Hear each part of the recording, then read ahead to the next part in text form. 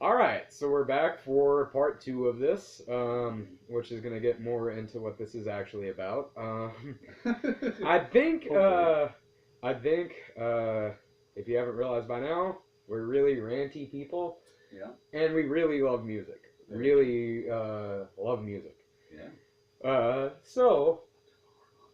Oh, no, I'm so wet for this. Are you, dude? Oh, yeah, no, like... I'm flooding out, bro. It's okay. I need a mop for how wet I am for this. Ooh, clean up on all three. Clean up on all me. Oh! Oh! You saucy bitch. So... wow. Great start. We have a bad habit of not staying on topic, but it's natural, so... I feel like everybody that I'm going to have on here has something to offer, and I see something musically in them that I feel like everybody should know. Everything he just said is a very interesting perspective, and, I think it's good for people to hear that, because it makes people, like, really think about this, and why... music is important, because, I know that when I talk to a bunch of coworkers who aren't into it, they get kind of annoyed. They're just like, can you stop talking about music? Shut the Yeah. fuck up. Yeah, it's like, can you go fuck yourself, please? And I'm just like, alright. I've tried. Yeah, like, it doesn't work. It's not the same. For those who do care, I think it's, good to hear that, yeah, it's free information, dude. Yeah, don't, feel bad for this, don't feel weird for this, this is you, this is who you really are. There is, this is the truth, man, as long as you're not hurting anyone, or, or yourself, be kind to yourself, eat love, please, but,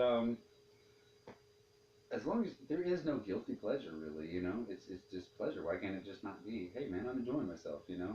It's like, dude, I dance around my fucking apartment like a acid tripping crane sometimes, like, you know what I mean, like listening to music because I feel it so much and I just enjoy it, I walk around like a fucking lunatic, you know what I mean, like all that kind of stuff, fidgety and stuff, man. People are like, that guy is fucking nuts, and they're right, but it's like, that's the freedom of expression, man. Allow it to imbue you, if you will. Yeah. It's what makes us unique. Anyway, hearing us just rant about this and how like hyped up we get and how stupid we can be. You ain't seen nothing yet, sister. Oh yeah, no, like you ain't seen stupid yet. We about to get stupid. Just rest the time just talking like that. Yeah, I'm going to talk with a lisp for the next 45 minutes. The rest of the time, I'm just going to talk like this right here. It's going to be fantastic. We spoke about Bob Ross. We're going to paint bushes. And I do love those little bushes Bob Ross paints. Those beautiful little bushes. There's no such thing as an accident in Bob Ross's world. Bob Ross is perfection incarnate. I wonder what sex at Bob Ross's house. Hey, I like what you did right there. That was very nice. I'm going to paint a bush on your bush. Oh, well, you just look at there. It's very meta. Yeah, he could insult you thoroughly. Like, oh, dear sweet Jesus, honey. Your bush looks like Master Gray's head.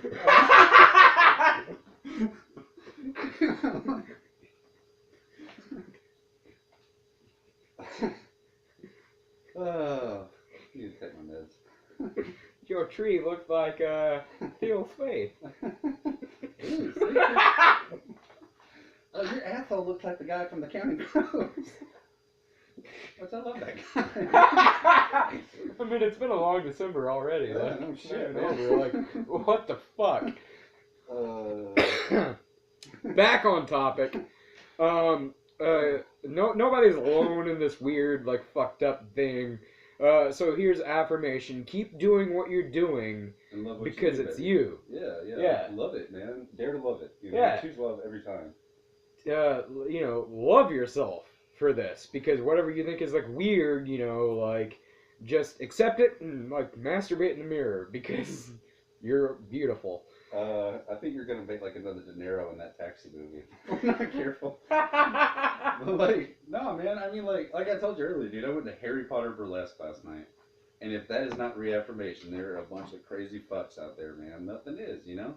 It's a beautiful thing, man. You know, it's a totally beautiful thing, and it's really sad. Like these days, man, you see a lot of people that are really lonely, you know, and really sad, and everybody kicks ass in their own way, man. You just have to be proud of that, you know. And I know that I can. I mean, I think we all can like come off in the wrong way or whatever that makes people feel otherwise, but it's the truth, you know. Like, nobody's inherently shitty. We all have our perks and like things that make us like awesome and Yeah, beautiful. yeah. Even Charles Manson, he can make one hell of a casserole. Oh yeah, no, his rice pudding Don't eat it. to kill for. Oh yeah. People are just dying to get it. Too soon. I feel like the Golden Girls now. Oh, but anyway. Anyway, I want you to share with the internet if they've stuck with us this long. If we lost you, Put the gun down, kids. Oh. If we've lost you by now, sorry. But if you're still with us, he's got a lot to offer musically and a lot to talk about. So, would you like to talk about what you're doing in this wide world of sports music? Sports music, yes. Musical. That's all I've got to say on that. No, man. Believe it or not, I'm actually. I've probably said fuck a countless amount of times, and there's another one for you. But I am in a praise and worship band. Surprisingly, this guy. Honestly, what we do is we go around to different churches, and we try to write our own stuff. Stuff that's not gay. Like, I mean, obviously, but like. And he means gay in the Bostonian sense, not like the homophobic. We're accepting of everybody, obviously. Who cares, man? But you like dick on it. You know what I mean? Yeah, like fucking. If you like dick, suck that You dick. blow Like that fucking meat flute like. Oh yeah, like be the best you can be. But no, it's like a lot of the stuff is just so like sterile. You know what I mean? Like God's really cool. He's a super happening guy. And if you put the words, what is it, exalted or anything like that, it's a Christian song, yay. Now we try to take it and do like a little bit something different with it, And I know everybody since the beginning of time thinks music's different, you know what I mean? But like, yeah, bullshit. But we try to do that in the sense that like we get it, man. Not everybody's perfect. Not everybody has, not everybody's where they should be, But there's fault in our stars. Oh Jesus. You shut the fuck up. I promised myself I wouldn't cry. But what we do is we go around to different churches, man, and to be honest with you, like I can make a joke about all of it, but it's been a very dear thing to me. It's caused me to kind of, and I probably don't believe in, I believe in God very much so, but not in probably the traditional like Southern Baptist sense. You know what I mean? I think that God loves everybody, man. And we were talking about the gay stuff, If two gay men or two gay women can love each other, sometimes more than like, the traditional, oh, man and woman relationship, dude, that is the most beautiful thing ever. And the fact that it's been taboo for so long is just heinous. Love each other, man. You know what I mean? If you can have that conviction and do those things for other people, absolutely be a part of it, I'm the I guess, like loosely Christian guy that'll wave at you in the liquor store, you know what I mean? But back to what we do. We go around to different churches and we play music, and sometimes I don't like it, but I always try to bring a unique concept to it. My goal for that is like the Christian dude who can't, who's so used to hearing like, the lightly overdriven stuff, like, oh yeah, gosh, golly, God is rip rapping cool, like that stuff's really cool, but Collective Soul. Yeah, I'm gonna be honest. I have a soft spot for them. Oh yeah, me too. They're super great guys. They 2 years they've signed one of my guitars for my birthday and sent it to me. They're just super nice guys. I love them to death.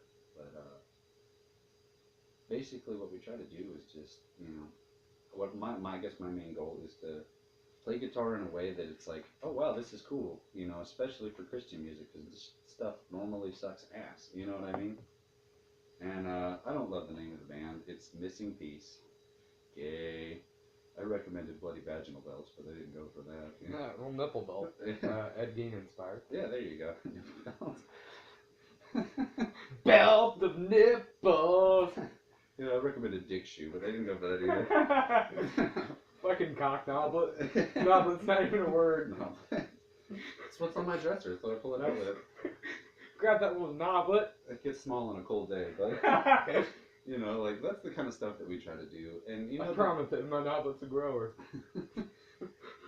Some people have growers, some people have showers, ladies. Okay, but oh, sorry, Jesus. Like I guess the thing with me and that is that we try to show that we are real people. You know what I mean? We go through real struggles and real things, and we swear and we do all these other things. You know, that's the beauty of being like a Methodist, I guess, affiliation. You know. Is that where you do a lot of amphetamines? Yeah. Oh, okay. Yeah, that's pretty sweet. Okay. I'm tripping balls right now. Oh. You're the nicest ostrich I've ever met. Why, thank you. I can finally lay my eggs in peace. Like, I was only all these ostrich eggs, you can unbury your head, son. It's time, but I can finally see the light. I saw the light. You know, that was honestly one thing I thought was always really cool. Like all these guys that have gone on to these really prestigious music careers, like Hank Williams, you know, even Ray Charles, stuff like that. They always had these gospel songs, you know. And I was like, no, this is they're people, but at their foundation, there's still that, I guess that's still that common factor in between it, Like whether you believe or not, man, I think Amazing Grace is the best song ever written. It's a sad song, it sounds like, but it's really a happy song. One of the lines is, "It was grace that taught my heart to fear. Grace, my fears relieved." It's the ultimate song of redemption. So no matter how far you've gone, how many storms you weathered, or how shitty you feel, somebody loves you. You know what I mean? I mean, whether, and I think God's in the face of your friends, of your family. Those people that are there to support you when things really, really suck ass. But what we kind of try to do is just write something, original and fun. And I want the kids out there that maybe hear our stuff and be like, oh wow, there's guitar solos and lead lines and stuff like that. Kirk Hammett moment, but in this kind of music, and it can be okay to be a really great musician, and I guess in a biblical sense, make that joyful noise, and you don't have to feel bad about it. You don't have to feel like you're constrained by like the studio stuff that's gonna sell and do all this stuff. It's just we can be a great musician, but also hold things very dear to us too. And we go around to a bunch of different churches and kind of. And I'll be honest with you, man. I played some shows with just traditional bands. I've been in, there was a really weird phase there where I was in some death metal shit, and leading praise and worship for me is one of the greatest things because I think one of the misconceptions you kind of feel when you go out is you want to feel that people need you there because you're giving up a large part of your time to do that kind of stuff. And for me, the nobility in this is that you really do. Those people really do need you. If you can keep that song that especially you wrote or put your own unique spin on or something like that on people's minds throughout the week, whether they suffer from great depression or sadness or an abusive relationship or any of these, factors that jade and, corrupt us, that limit us, that tie our wings, if you can keep that on their mind for a little bit, or at least make them escape for a short period of time. I think in that there's so much beauty. That's what I live to do. That's why I play the countless hours that I do. It's not for me. It's not that I. And a lot of people don't understand that, and I can totally respect that. I honestly just got out of it's been a couple months now. I got out of a relationship. And that was one of the hardest times in my life, but I'm so glad that I went through it. And a large part of it was because I played guitar so much, you know what I mean? And but at the same time, I knew it was something that I can't give up. And through all those trials and tribulations and stuff, that toils and snares, all that kind of stuff that I went through in that meantime, it just reaffirmed everything that I held so dear. It's like, and I'll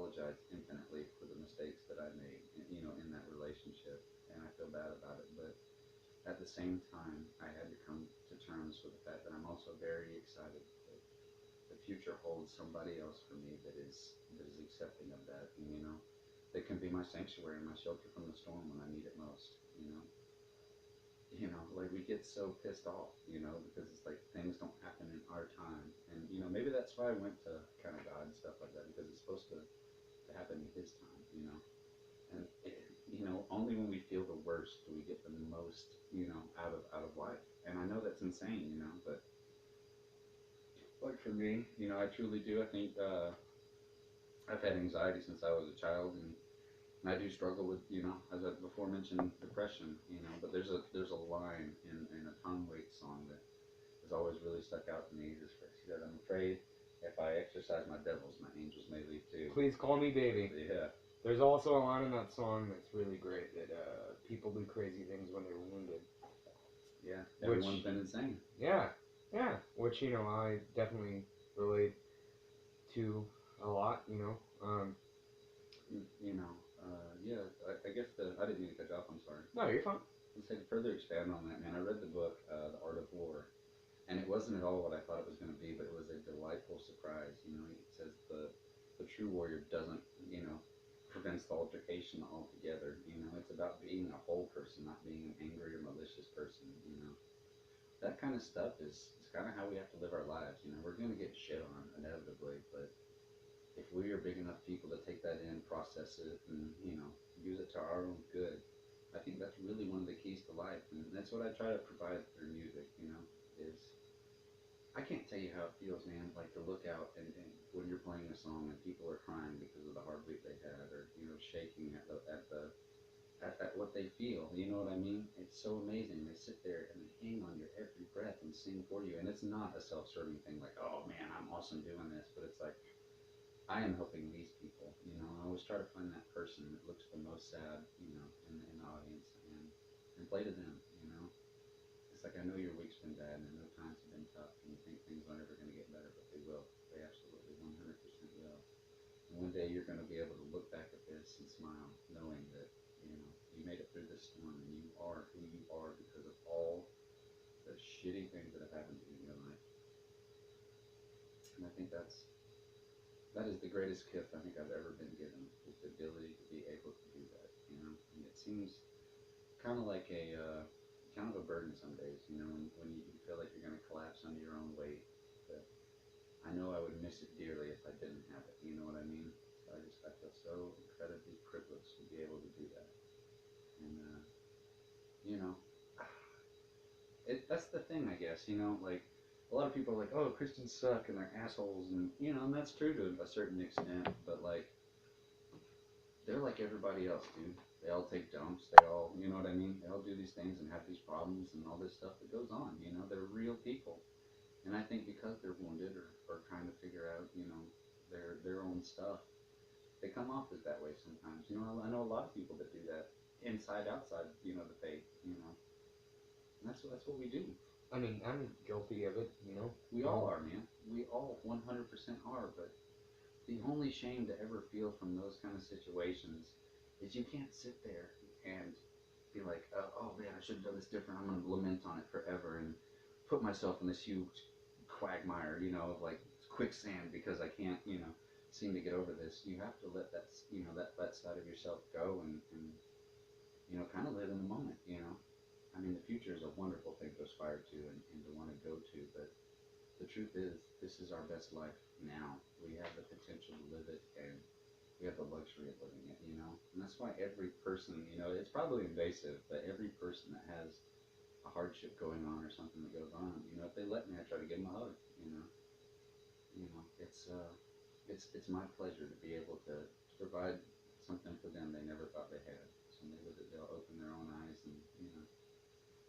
and kind of see that the world's not as black and white as it may seem to be sometimes, And that's definitely what we try to convey through our music, It's always a growing thing, but people that I work with there are just they're a good bit younger than me. You know what I mean? I kind of came on this in a weird way and was a bit apprehensive at first, but they're just such wonderful people and great. I call them kids. They're not kids, but you know what I mean.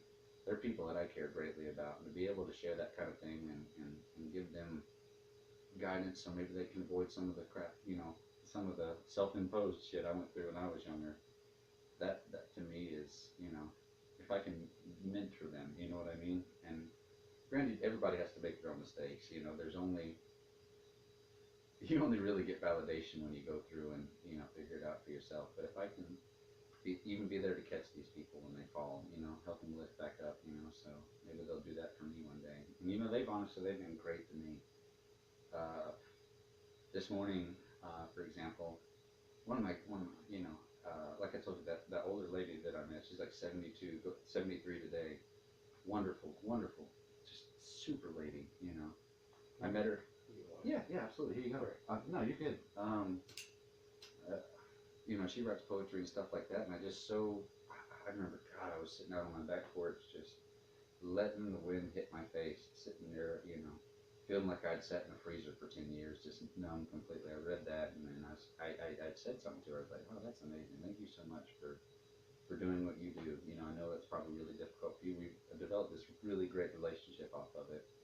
And, I talked to her yesterday, and she said, I'm having a hard time going to 73.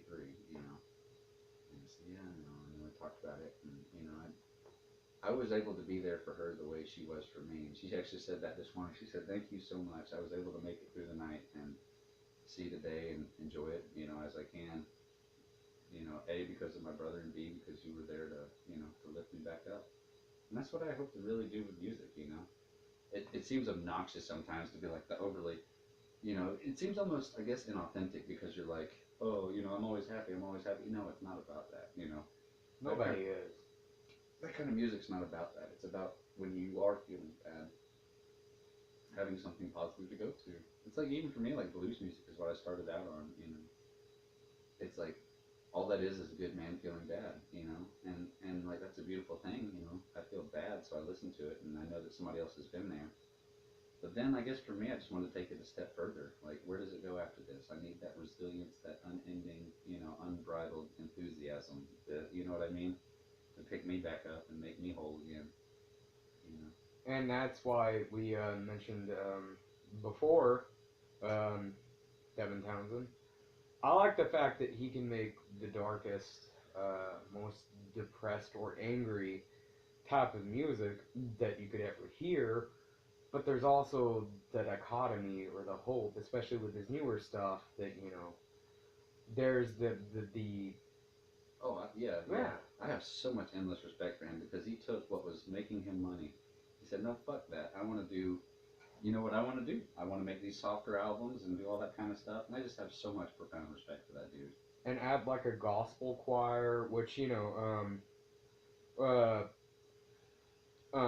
it's really interesting that you're like my first guest on this. That you're the first person that I'm talking to, because I personally am not very religious. I'm not like a militant atheist. I'm not like, fuck you, you should believe this way. But it's interesting just to have that, It's diversity, man. Yeah, exactly. And two people with different views, like sitting here just talking and being friends and being accepting, like, is nice. Right. But you were talking about Amazing Grace being one of the best songs ever. Like, I think that there's something, even when you like, Devin Townsend took the gospel choir and made it non-religious. Just that sound. Yeah. Just that sound. Those harmonies. It's like the cavalry of 1,000 voices. Yeah. It's completely. And I think I think that it does have emotional resonance, despite what God or whatever you believe you put behind that. Because I have a friend who had a very interesting concept that you can essentially make anything your God. If you believe in it enough, a rock can be your God. If you put that much like stock or faith into it, And I was talking to a family friend about music and talking about sad lyrics. talking about the Jeff Buckley cover of Hallelujah, Yeah, yeah. which is one of the greatest songs of Yeah, all dude. time to me. I'm sorry, fuck Leonard Cohen's version. Like, I love that version, but what Jeff Buckley did with that is oh, it was so intimate. It was absolutely like amazing. he had this ability to make you feel so vulnerable when you listen to it. You know, it's like I have wept many times listening to that song. You know. Oh, absolutely. And when I was showing a family friend of ours the lyrics to the song, I'd realized that I'd never really looked into what hallelujah meant. Yeah. And it meant to praise God. And the interesting thing about that in terms of that song is essentially it's about a person who uh, the sadness that they feel is all they've ever known and all that they're comfortable with, so they made that their God. Yeah, yeah. And that's deep, man. really sad, but you know, well, that's actually an interesting concept. I'd like to kind of expand upon. When I listen to it, you know, I've definitely felt it. Like, you know, he said all I've ever learned from love is how to, you know, how to shoot somebody that outdrew you. You know, it deals with that scary feeling of, you know, I don't know what to do, so I'm gonna lash out at you. And to me, honestly, when he talks about, you know, you saw her bathing on the roof, you know what I mean? I think, you know, like, granted, I said I went to a burlesque show, but when you're with someone that you love greatly, the most intimate thing I think they can really do, and I think that's kind of why I'm bummed out, like that the industry as far as music is the way that it is. The most intimate thing someone can do is let you, you know, see them naked. You know what I mean? That's like, I'm not gonna say it's a gift because then that, you know, itemizes it, you know, but it's like I trust you enough, you know, to allow you to see me in this very vulnerable state that I'm in. You know what I mean? And for me, it's a sad song, but it's at the same time, it's like, wow, you know, it makes me feel that stuff, you know, and it makes me excited. It's like, wow, you know, that stuff's out there because I don't know, I couldn't possibly know what was going through his head when he wrote that song. You know what I mean? I've always tried to, I guess, key into that and clue into that and maybe read a little bit on it and find out what it is. But I guess for me, that's what it represents. But it's really cool that it, you know, is something completely different to you. You know what I mean? It's that like that shoehorn that fits everything. You know what I mean? It's like it we I think as musicians, and this is something Bono said, and I'm not a big U2 fan really, and I don't like Bono that much, but he said, as a musician, you were born with a God-sized hole in your heart, you know, and we try to fill that, and that's what I think we use the music for, is to, you know, to fill that hole that we have infinitely, that black hole in our lives, which astoundingly, I was reading something from Stephen Hawking the other day, and he said black holes are not as nearly as dark as we think they are. There are ways to get out of them now, and that's what they've kind of discovered as a conceptual idea. And I think that is the most like uplifting and exciting idea that is, you know what I mean? In something where there's only infinite space, something can be changed. You know what I mean? And that's like a, I guess, you know, not to be biblical, but a revelation. You know what I mean? And man, it's awesome. You know, that to me kind of sparked an epiphany in my own life. You know, and that in itself is like, wow, that's amazing. Yeah. and that's really actually eye-opening to myself as well because I never like thought about the, that song in that sense. Well, And let me ask you this. This is an interesting idea. okay. When you hear Rocket Man by Elton John is one of my favorite artists. Oh, Elton John is brilliant. The amount of vulnerability on Goodbye Yellow Brick Road to me is just like, oh man, this is God. You know, I felt like that so many times. But when you hear Rocket Man, what do you think of? I'll tell you what. I'll give you some context. You know, maybe to, you know, to ignite your own fire. To me, you know, everybody thinks that he is a Rocket Man, but immediately the first time I heard it, I thought that he was an actor. He was an actor pretending to be, you know, an astronaut. And I know that's insane, but if you think about it, you know, Mars ain't the place to raise your kids. He's talking about Hollywood, you know, where there's all this perverse kind of shit going on, and you know all that stuff. It's just my job 5 days a week. So he goes in, he has to put on this face, and you know what I mean, be completely outside of what maybe he believes, and you know what's morally, you know, just to him in order to be able to make a living and do all these things. And I think that's actually uh, going back to what I mentioned in the first part about my father being a professional musician for a while, a session player and things.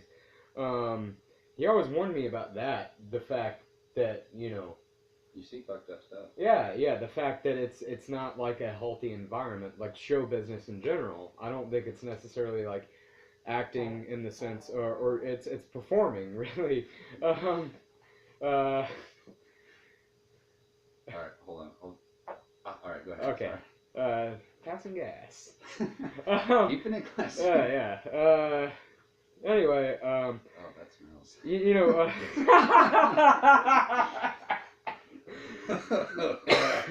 And this is life. It's terrible things happening in beautiful moments. I was adding on to your concept. Yeah. No, it's shitty. Like show business is shitty.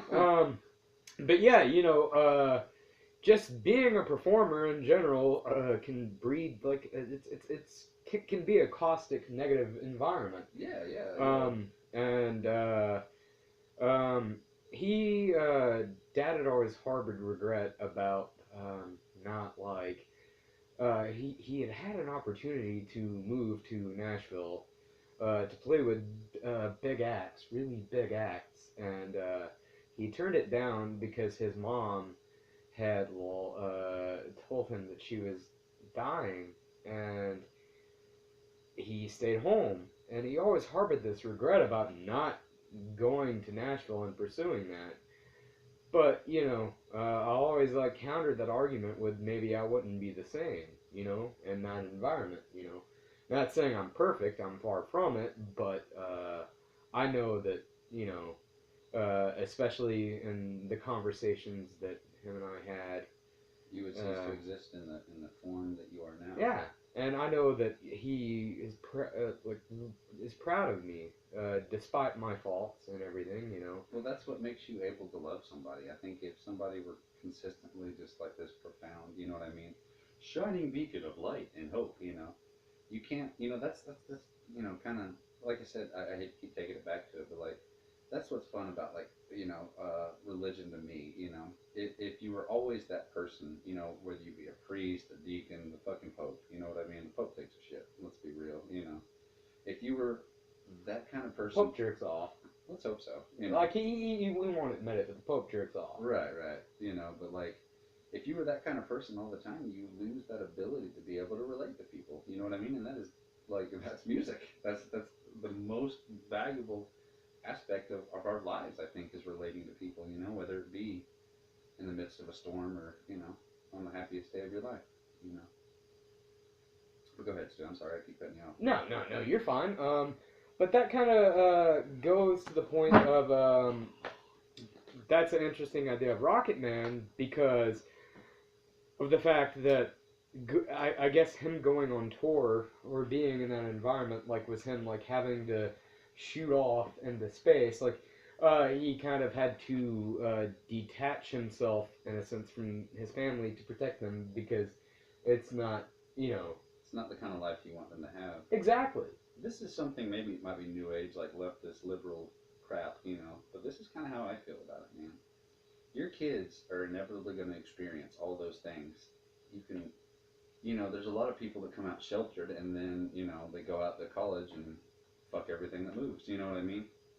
At some point you're going to have to experience that adversity for yourself. So for me, I think when I finally do have kids, I'm definitely going to support them and be there for them, but I have to allow them to make their own mistakes. You know what I mean? And there's no shame in that. There's no shame in the decisions that we have made in the past. We made them because we did the best we could at the time, even if it was out of fear. And like I was talking about earlier, man. That stuff where like my God, Steve, like my insides were screaming. You know what I mean? Like, oh God, you're an idiot, don't do it. But I did it anyway. And I felt, granted, nothing came out of it, but it was like, I took that chance. I was scared to death, you know what I mean? But I did it, and in that, love it, I love it. It's cool to be me for another day, You can't harbor regret forever, man. It's only going to be unnecessary baggage, dude. You got to let it go, Amy, the worst decision you've made in the darkest of rooms on the worst hour of your life. Love it, baby, because that's you did it. You know, you made that decision, but that doesn't mean you're a bad person.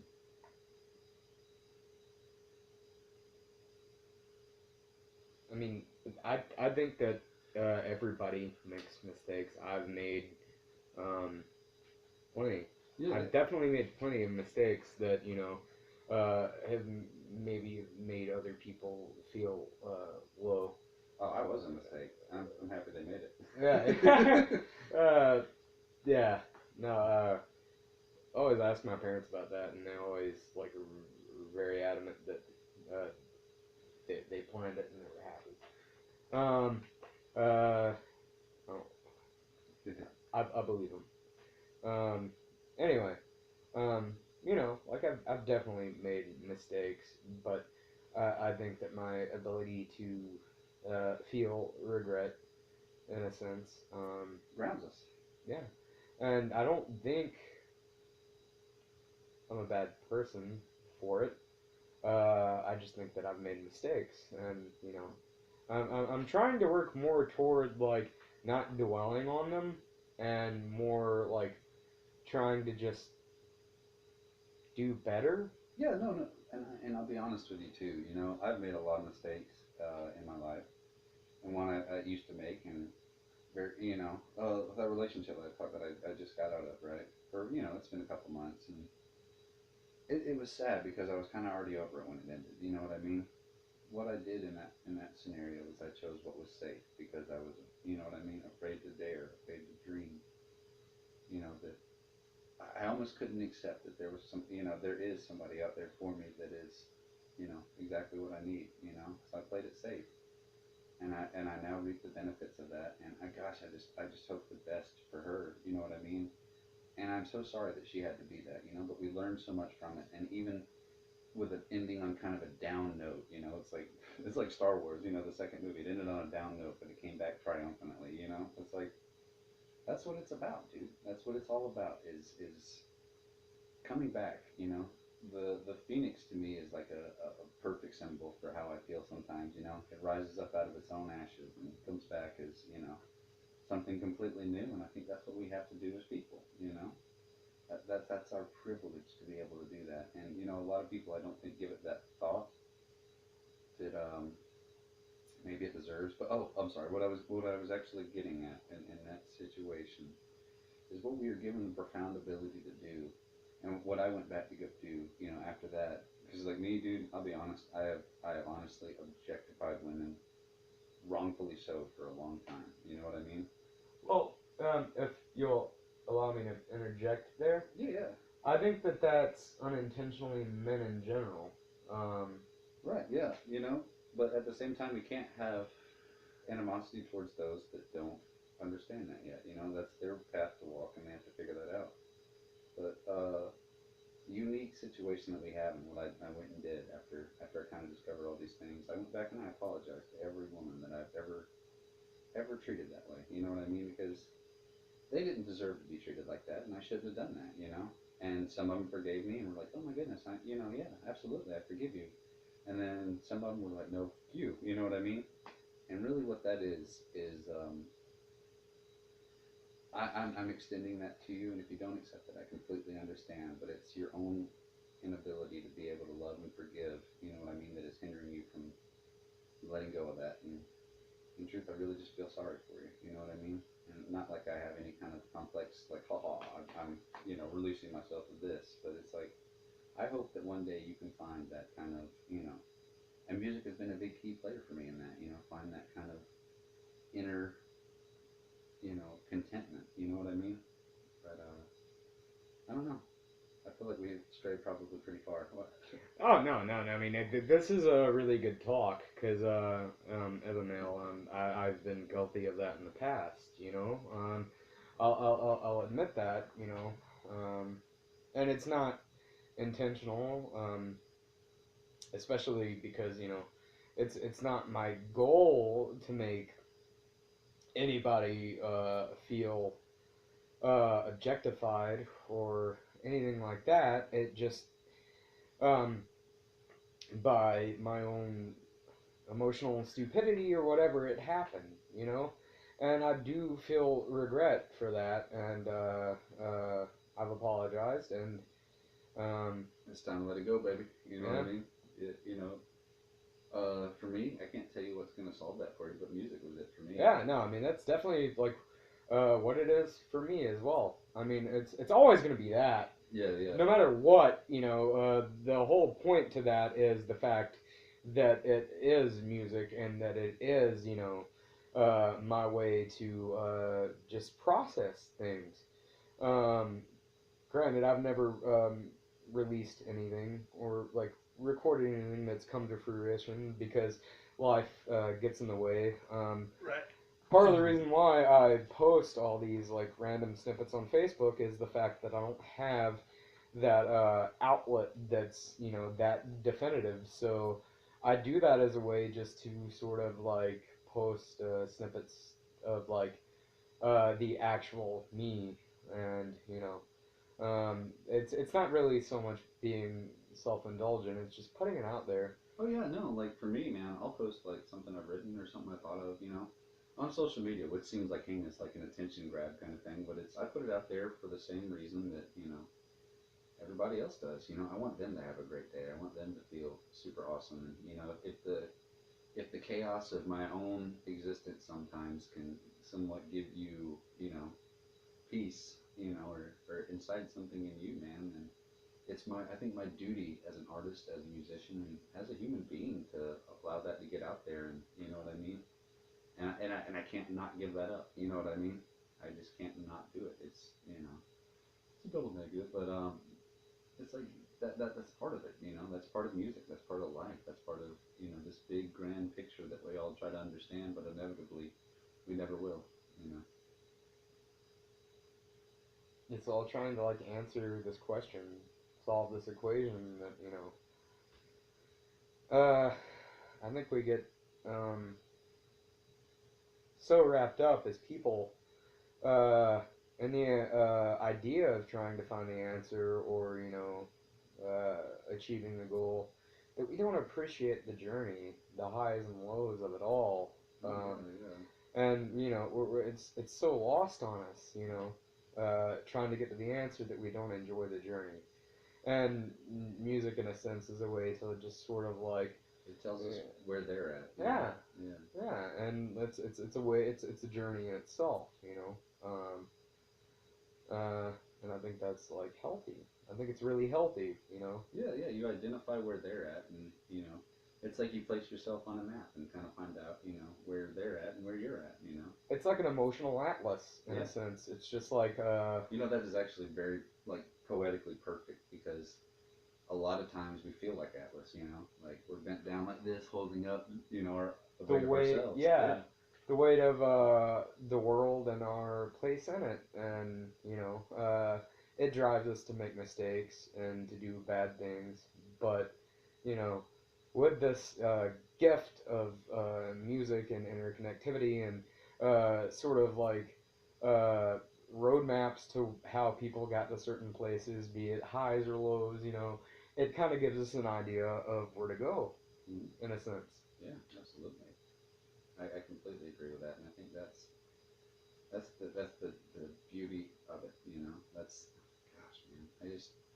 I hope whoever does end up watching this, man, just go out tomorrow and be the best version. Listen to the music that you love. Fuck, dude. You love Gangnam Style or whatever, Rock that shit out tomorrow, dude. Dance like that son of a bitch. You know what I mean? Like I had a coworker who was joking with me about like they pictured me sitting in a bonfire listening to "Time After Time" by Cyndi Lauper, but that's a great fucking song. Yeah, dude, get live. Annika Van Giersbergen, the lovely lady who does stuff with like Devin Townsend and stuff, like she does an awesome cover. It's a good song. Like it's a really well written song. There is no guilty pleasure in music. Everybody talks about how like, well, I'm ashamed to admit that I like this. Dude, no, it's like, no, own yeah, it, dude. Like, own it. Like, yeah, if you love the Bee Gees, fuck, dude. No, the Bee Gees are fucking great. Yeah, dude. Like, The one dude sounds like a chimp though. He does, but like, I love it, yeah. maybe this is a result of when I was a kid listening to More Than a Woman because it was in the Short Circuit 2 soundtrack. Like, no, that was the first Short Circuit. I Need a Hero, Holding Out for a Hero, sorry. The Bonnie Tyler song, which is a great song too. Oh, yeah, like, I'm not gonna lie, like, that is a fucking great song. You know, there is no guilty pleasure. Like, there is nothing that you should be ashamed to like. I like Enya. You know, I'll be perfectly honest in saying that I like really heavy stuff like Gojira, but I also like Enya. And I know what you mean. It's like I'll listen to like All Shall Perish, and then I'll go listen to like Phil Collins or something. Yeah. You know, like Like Genesis was great. Yeah. Turn It On Again is a great song. Man. Yeah, if I'm having a bad day, it depends on the severity of it. Sometimes I'll listen to like some kind of crazy out there like kind of stuff. But sometimes, man, it's totally. Was that the end of Suicide Note Part 2 by Pantera? It is now. Yeah, it sounded like just fucking like it. Yeah, I wrote that one for Phil. But and then you're gonna be all and he's gonna be like, oh yeah, dude, I'm digging that. Yeah, but like I'll get in the car sometimes and I'll listen to Peter Gabriel. You know what I mean? Like In Your Eyes is a phenomenal song. Right. But Stu, I think we're almost at 45 minutes, my friend. So I think we're probably getting close to the end of our little soiree here. No. It has been an absolute pleasure. How about a high five, my friend? Yes. I don't know if this seems random to everybody out there, but hopefully, if anybody who actually had the patience to stick through this or the time to stick through this, you are a trooper. Thank you. We appreciate you. And anybody. There is a hand job with your name on it. Oh yes, oral pledge. That's right. Oh yes, and I'm talking about pledge the furniture polish, like you use it oily. Anyway, thank you guys so much, and I hope you guys took something from this. And there's more guests that I'm talking to about joining me here. And thank you guys so much. You guys have a wonderful evening.